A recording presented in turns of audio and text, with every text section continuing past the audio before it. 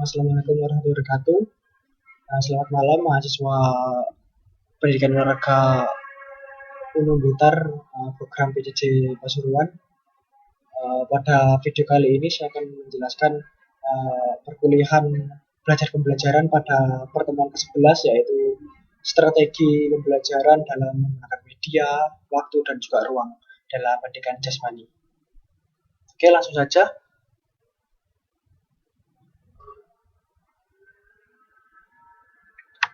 Oke, apa yang dimaksud dengan strategi pembelajaran itu? Dalam konteks umum ada dua pengertian, yaitu dalam konteks umum dan juga dalam konteks KPK. Dalam konteks umum, strategi merupakan suatu pola umum rentetan kegiatan yang harus dilakukan untuk mencapai tujuan tertentu. Jadi ada suatu pola, kemudian rencana-rencana, dan juga mungkin strategi-strateginya nanti itu metode-metode yang dilakukan apa saja. Kemudian dalam konteks KPK, yaitu kegiatan belajar mengajar, yaitu dikatakan sebagai pola umum yang berisi tentang seperangkat kegiatan yang dapat dijadikan pedoman. Jadi ada penekanannya pada dijadikan pedoman. Strategi itu harus menjadi pedoman agar kompetensi sebagai tujuan pembelajaran dapat dicapai secara optimal. Kemudian pola kajian strateginya yaitu metode pembelajaran, ada teknik, ada taktik. Strategi pembelajaran dan istilah-istilah yang terkait yaitu ada pendekatan, ada modelnya, ada strateginya, ada metodenya, ada tekniknya, ada taktiknya. Bahwa di pertemuan kemarin kita sudah mempelajari mengenai gaya-gaya mengajar ataupun model-model dalam mengajar. Kita sekarang akan lebih ke medianya. Pendekatan atau istilah dari strategi dan model pembelajarannya itu pendekatan, ya ini bergantung pada dua subpokok, ya ini orientasi kepada guru, pendekatan teknis, dan juga orientasi kepada siswanya, yaitu pendekatan taktis. Secara teknis, guru secara teknis adalah guru yang mempelajari, yang menyediakan, yang memaparkan secara garis besar perangkat pembelajarannya, tujuan pembelajarannya, kemudian medianya dan lain-lain. Orientasinya adalah pendekatan teknisnya adalah guru yang melakukan. Secara taktis di lapangan ataupun di pembelajarannya, orientasinya pada siswa, bahwa pendekatan kita itu taktisnya nanti siswa itu melakukan seperti apa. Jangan sampai nanti pendekatan kita itu bahwa jangan terlalu siswa itu sebagai objek, tapi siswa sebagai objek, sebagai subjek yang menjalani, yang mengalami pembelajarannya. Kemudian metode pembelajaran, di sini metode-metode dalam pembelajaran ada beberapa. Ya, ini misalkan metode bimbingan, siswa dituntun dengan berbagai cara, mungkin senam, renang. Metode ini efektif digunakan pada latihan dini atau tugas yang berbahaya. Jadi ketika melakukan seperti pembelajaran renang ataupun senam yang di situ ada beberapa mungkin hal-hal yang harus diperhatikan atau dihati-hati, itu menggunakan metode pembimbingan itu perlu. Kemudian metode praktek padat, yaitu seperti praktek-praktek yang guru terlebih dahulu praktekkan. Kemudian metode praktek distribusi. Kemudian metode latihan terpusat. Kemudian ada metode latihan acak, metode keseluruhan, metode bagian, metode campuran, dan metode progresif. Metode pembelajaran penjas sendiri, di situ ada penyajian materinya seperti apa, kemudian kegiatan pembelajaran atau kegiatan latihannya seperti apa. Dalam metode materi, di situ ada metode yang global, metode bagian, ataupun metode yang progresif. Kemudian dalam kegiatan latihannya, metode prakteknya harus padat dan metode prakteknya berdistribusi. Teknik dan taktik dalam pembelajarannya ini, yang pertama ada dua yang harus diperhatikan. Yang pertama adalah sifatnya lebih praktis untuk menjalankan suatu metode dan strategi. Cara yang dilakukan guru yang sifatnya lebih bertumpu pada kemampuan dan pribadi siswa. Nah, kemudian model mengajar. Istilah lain dari ini bisa dikatakan model mengajar ini bisa dikatakan sebagai istilah lain dari strategi atau metode atau taktiknya. Di sini ada model pemrosesan informasi, model interaksi sosial, model pribadi, kemudian model modifikasi tingkah laku. Sangat banyak sebenarnya model-model, tapi di sini saya mencontohkan bahwa di sini ada 4 model yang di situ nanti kalian bisa mencarinya lebih banyak lagi. Pertimbangan pemilihan strategi pembelajaran harus mempertimbangkan 3 hal, ya. Ini pertimbangan yang berhubungan dengan kompetensi yang ingin dicapai. Jadi kompetensinya yang ingin dicapai itu apa? Jadi pertimbangannya harus misalkan kompetensi yang ingin dicapai adalah pembelajaran gerak yang lebih dinamis. Bahwa berarti pembelajarannya jangan terlalu praktek yang monoton, tapi harus yang dinamis, harus yang bervariasi.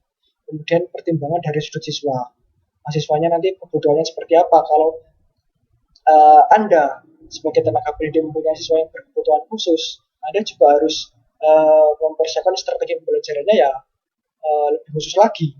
Kemudian pertimbangan-pertimbangan lainnya mungkin seperti waktu, seperti tempat, media, sarana prasarana, dan lain-lain. Prinsip-prinsip penggunaan strategi pembelajaran ya ini harus berorientasi pada tujuan. Itu penting, bahwa yang pertama adalah tujuannya itu apa. Bahwa tujuan penjas adalah agar siswa itu bugar, siswa itu bergerak, siswa itu senang. Kemudian siswa tidak hanya diam saja, tapi terus selalu bergerak. Segala aktivitas guru dan siswa harus diupayakan untuk mencapai tujuan yang telah ditentukan. Kemudian aktivitasnya, strategi pembelajaran harus mendorong kepada aktivitas siswa. Aktivitas siswanya harus selalu bergerak. Jangan sampai pembelajaran Anda itu nanti membuat siswa itu jarang bergerak, ataupun mungkin bergantiannya itu terlalu lama. Kemudian tapi tetap ditentukan ada prinsip individualitasnya. Pembelajaran difokuskan kepada usaha mengembangkan setiap individu siswa. Jadi juga sebisa mungkin siswa itu tidak terbebani dalam pembelajarannya. Kemudian integritas. Di sini proses pembelajaran harus dipandang sebagai usaha mengembangkan seluruh potensi yang dimiliki siswa. Jenis-jenis strategi dalam pembelajaran. Ada strategi pembelajaran langsung. Ya, ini merupakan bentuk dari pendekatan pembelajaran yang berorientasi kepada guru. Kemudian strategi pembelajaran diskusi. Di sini proses pembelajaran melalui interaksi dan kelompok. Kemudian strategi pembelajaran kerja kelompok kecil. Jadi biasanya ada kelompok besar, ada kelompok kecil, ada beberapa kelompok misalkan ditentukan berapa jumlah siswanya.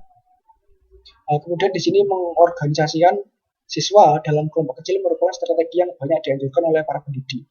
Strategi ini dapat dilakukan untuk mengajarkan materi-materi khusus, ataupun merupakan strategi belajar yang berpusat pada siswa. Jadi siswa yang lebih aktif dalam pembelajaran.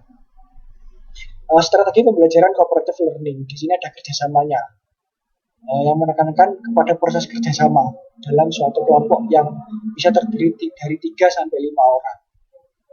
Strategi pembelajaran problem solving, ya, di sini yang lebih menekankan pada suatu pemecahan masalah.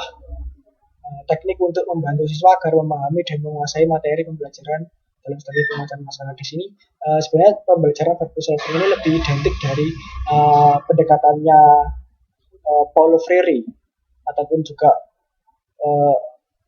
pendekatan-pendekatan yang bisa dikatakan sebagai pendidikan dari bawah. Siswa itu adalah seseorang yang subjek ataupun pelaku dalam pembelajaran, tidak hanya dicekoki materi-materi dan materi. Macam-macam strategi dalam pembelajaran ini: pengajaran interaktif, ada pengajaran berpangkal pada proses, ada pengajaran sesama teman, peer teaching, ataupun gaya resipokal. Yang terkenal itu biasanya gaya resipokal. Ada pembelajaran cooperative learning seperti hal tadi, strategi pengajaran diri, strategi kognitif, atau pengajaran peran. Media pembelajaran penjas di sini hakikat ataupun media pengajaran yaitu diartikan secara harfiah media berarti perantara atau alat, sedangkan secara istilah media berarti wahana, sarana dan prasarana ataupun alat bantu pembelajaran yang fungsinya ataupun manfaatnya untuk mendukung kelancaran proses belajar mengajar agar siswa merasa terbantu, siswa maupun guru juga merasa terbantu dengan media tersebut sehingga tujuan pembelajaran dapat tercapai. Media dapat dikategorikan menjadi media langsung maupun media tidak langsung. Media langsung yang bisa digunakan siswa seperti raket, bola, tongkat, kemudian net dan lain-lain. Ataupun media tidak langsung seperti pembelajaran kartu, gambar, PowerPoint, TV, itu adalah video, itu adalah yang tidak langsung. Kemudian jenis alat bantu pembelajaran dapat dilihat dalam literatur-literatur yang ada. Nah, kemudian teknik penyajian dalam bahan atau media pembelajarannya harus yang pertama menarik perhatiannya siswa. Media itu harus menarik perhatian siswa. Kemudian memperbaiki kejelasan komunikasi. Jadi dengan materi, dengan bahan yang disajikan itu juga sangat membantu komunikasi kita dalam menjelaskan kepada siswa. Memberi orientasi terlebih dahulu, urutan penyajiannya harus logis, memberikan contoh penyajian yang lebih personal, mengulang hal-hal yang sulit untuk dipahami siswa, kemudian menghubungkan pengalaman personal, mengecek pengertiannya ataupun definisinya, penyajian materi yang secara dinamis. Kemudian memilih cara berkomunikasi di sini bisa komunikasi verbal, bisa demonstrasi dan juga dengan media lainnya. Prinsip penggunaan media pembelajaran di sini, media yang digunakan harus sesuai dengan hasil yang ingin dicapai. Isi dan media harus dapat mendukung materi pembelajaran agar dapat membantu proses pembelajaran. Media sebaiknya praktis, luas dan bertahan. Maksudnya bertahan ini awet. Guru tampil menggunakan media ataupun mencontohkannya. Contoh media pembelajaran bisa yang paling sering digunakan yaitu bola, net, raket, tongkat, gawang, pita atau tali, kun. Biasanya kalau pembelajaran senam itu ada matras. Kalau di pembelajaran renang ya jelas kita harus di kolam renang dan lain-lain. Bagaimana menyesuaikan waktu dan ruang dalam pembelajaran PENJAS? Yang pertama, jika kita berbicara pada waktu, ya harus mengacu pada kurikulum yang ada. Hal yang paling sering adalah alokasi waktu pembelajaran PENJAS rata-rata 1 kali per minggu, selama 2 kali 45 menit dalam setiap semester. Kurang lebih 6 bulan dengan pertemuan sebanyak 12 kali. Jadi mungkin ini adalah rata-ratanya. Bisa mungkin di jenjang SD bisa lebih berkurang dan di jenjang SMA lebih bertambah. Pengetesan sering menggunakan waktu yang cukup lama. Misalkan kalian ingin menguji tingkat kebugaran siswa gitu, biasanya menggunakan waktu yang cukup lama untuk melakukan satu butir tes kesegaran jasmani misalkan. Misal tesnya lari 2,4 km ataupun tes aerobik, diperlukan satu pertemuan bahkan kadang lebih. Kegiatan PENJAS sebisa mungkin dilakukan pada jam awal pembelajaran, yaitu pagi. Di sini bertujuan agar siswa tidak terlalu terbebani dengan terik matahari jika dilakukan siang. Untuk perihal ruangan, sebisa mungkin ruang terbuka ataupun di lapangan. Tidak terdapat material-material yang dapat membahayakan keselamatan siswa. Oke, itu adalah beberapa strategi dan media pembelajaran yang dapat dilakukan dalam pendidikan jasmani.